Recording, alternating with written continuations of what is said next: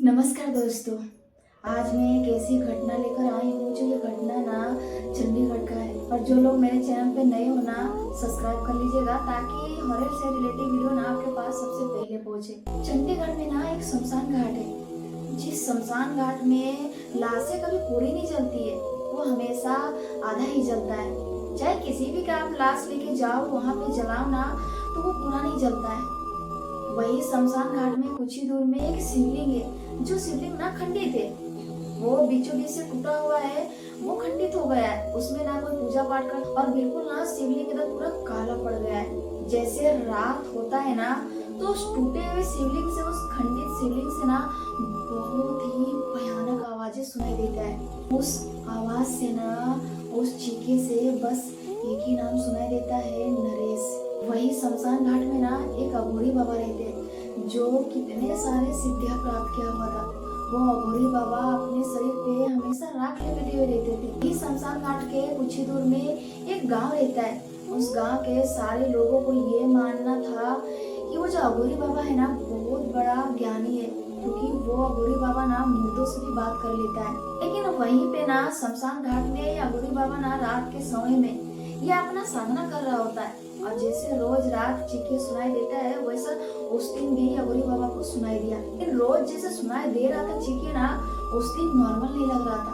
उस दिन कुछ और भी था उस आवाज में। अघोरी बाबा का ना आंखें खुलता है। जब वो देखता है, अघोरी बाबा तो क्या देखता है कि वहाँ पे ना राख का ढेर, और उस ढेर में ना किसी लेडीज का पाँव, छोटा छोटा पाँव होता है, पाँव दिख रहा है, चलते हुए ना बिल्कुल अघोरी बाबा की तरफ आता है। ये चीज जैसे देखता है अघोरी बाबा ना, तो वो एक चक्र बनाता है और अपना मंत्र पढ़ना स्टार्ट कर देता है।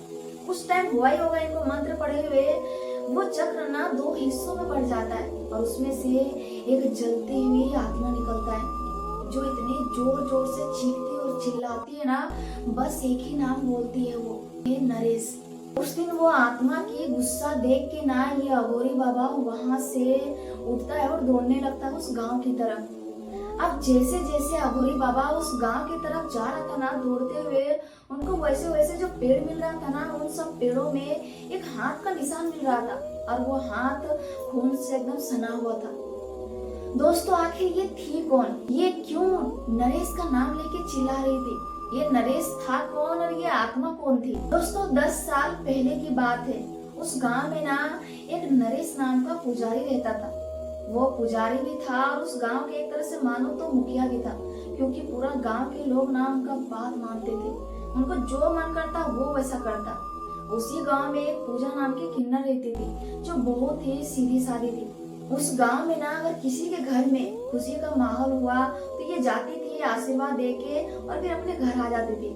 कितने लोगों ने इनको मजाक उड़ाते, तरह तरह के बातें बोलते, हंसते इन पे, लेकिन पूजा कुछ नहीं बोलती। वो चुपचाप आशीर्वाद देके और अपने घर आ जाती। लेकिन कुछ टाइम बाद ना ये नरेश को ना एक आश्रम बनवाना था।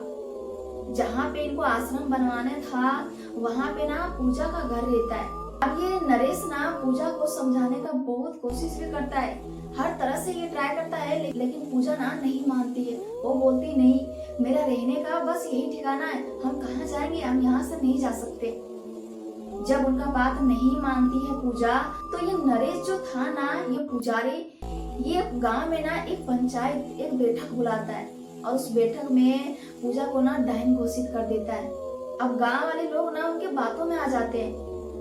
अब उस पंचायत से गांव वाले लोग वहां से गुस्साते हुए आते हैं पूजा के घर, और पूजा को घर से घिसटते हुए बाहर निकालते तो हैं, उसके बावजूद भी उन लोग को ना मन नहीं भरता है। उनके बाल पकड़ते हैं गांव के लोग और उनको पूरा गांव घुमाते हैं। जब पूरा गांव उनको घुमा रहे थे ना गांव के लोग, तो वहीं पे कई सारी औरतें उन पे थूक रहे थे, कई सारी बच्चे ना पूजा पे पत्थर बरसा रहे थे। और जब शाम होता है ना, तो शाम होते ही उनको ना वही शमशान घाट में घिसटते हुए ले जाते हैं। जो चीज पूजा के साथ में नहीं करना चाहिए किसी को भी, वैसा उस गांव के लोग और वो नरेश में उस पूजा के साथ में करते हैं। जैसे आधी रात होता है, तो पूजा को ना जिंदा एक चिता बनाते हैं गांव वाले लोग, और उनको उसी चिता में जिंदा बैठा दिया जाता है। उनके मुंह में कपड़ा डाल दिया जाता है ताकि ये चीखे ना। वही नरेश पुजारी उस चिता में आग देता है। पूजा का ना तड़प तड़प के जान जाता है।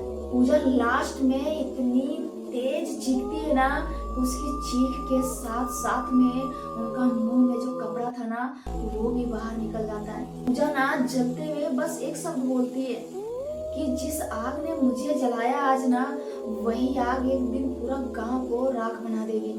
और वहां से वो गायब हो जाती है। वही पूजा का आत्मा ना 10 साल बाद वापस आ गया था। अघोरी बाबा दौड़ते हुए उस गांव में पहुंचता है। वहां पे क्या देखता है कि वो नरेश गांव के लोगों के साथ में बैठ के वो पंचायत कर रहा होता है।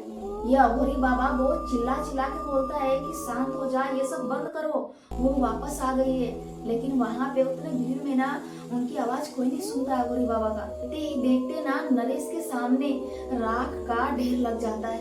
अब ये जैसे देखता है ना तो ये ना मंत्र पढ़ना स्टार्ट कर देता है, लेकिन उनका हर एक मंत्र राख में बदल जा रहा था। और कुछ ही पल में नरेश के बिल्कुल सामने पूजा की आत्मा ना खड़ी हो जाती है। जैसे वो खड़ी होती है वहां पे तो गांव वाले लोगों को ना अपने आप ऐसा लगने लगता है कि उनके शरीर पे ना वो एकदम जलती हुई आग रख दिया है। अब इतना जलता है ना सबका शरीर।